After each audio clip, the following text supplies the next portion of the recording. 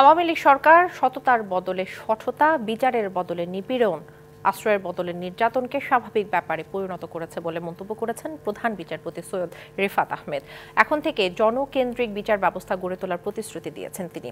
এ সময় সরকার পরিবর্তন হলেই শাসন ব্যবস্থার পরিবর্তন হয় না বলে মন্তব্য করেন ডক্টর দেবপ্রিয় ভট্টাচার্য। বলেন, জুলাই বিপ্লবের প্রতি সম্মান জানাতে হলে আগের সময়ের পাচার এবং লুটপাট বন্ধ করে সমাজে সুশাসন প্রতিষ্ঠা করতে হবে।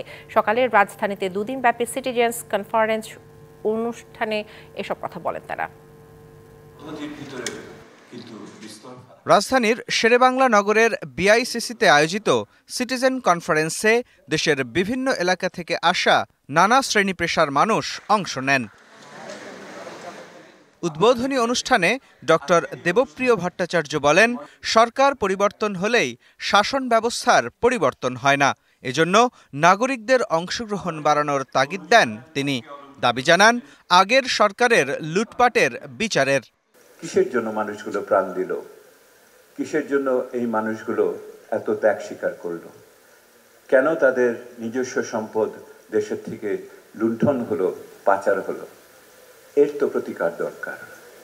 এর প্রতিকার করতে হলে যে মানুষগুলোকে আমরা পিছনে রেখেছি, যাকে পিছনে রাখায়, যারা আমাদের পিছনে টানছে, সেই মানুষগুলোর কথাকে আগামী দিনে আমাদের মূল ধারায় সোচ্চারভাবে সামনে আনতে হবে। এ সময় বক্তারা বলেন, সরকারের প্রতি আস্থা ও বিশ্বাস না থাকলে সংস্কার ফলপ্রসূ হয় না। টেকসই সংস্কারের জন্য ধারাবাহিক সংলাপ ও তাতে পিছিয়ে পড়া জনগোষ্ঠীর অংশগ্রহণ নিশ্চিত করতে হবে।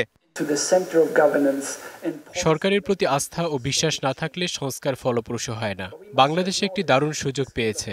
নীতি সংস্কারের এই সুযোগকে ভালোভাবে কাজে লাগাতে হবে। গুণগত পরিবর্তনের জন্য মানসম্মত শিক্ষা নিশ্চিত করতে হবে। সেই সঙ্গে টেকসই সংস্কারের জন্য ধারাবাহিক সংলাপ জরুরি। সংলাপে পিছিয়ে পড়া জনগোষ্ঠীর অংশগ্রহণ নিশ্চিত করতে হবে। এ সময় প্রধান উপদেষ্টার এসডিজি বাস্তবায়নে মুখ্য সমন্বয়ক বলেন, বৈষম্য দূর করা রাষ্ট্রের দায়িত্ব।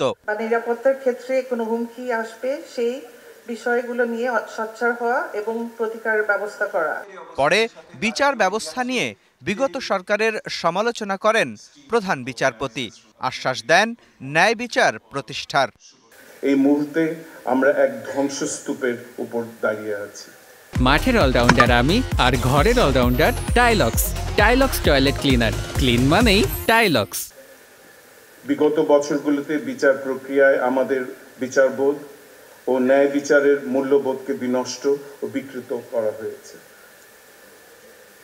সততার বদলে সততা, অধিকারের বদলে বঞ্চনা, বিচারের বদলে নিপীড়ন, আশ্রয়ের বদলে নির্যাতনকে স্বাভাবিক ব্যাপারে পরিণত করা হয়েছে।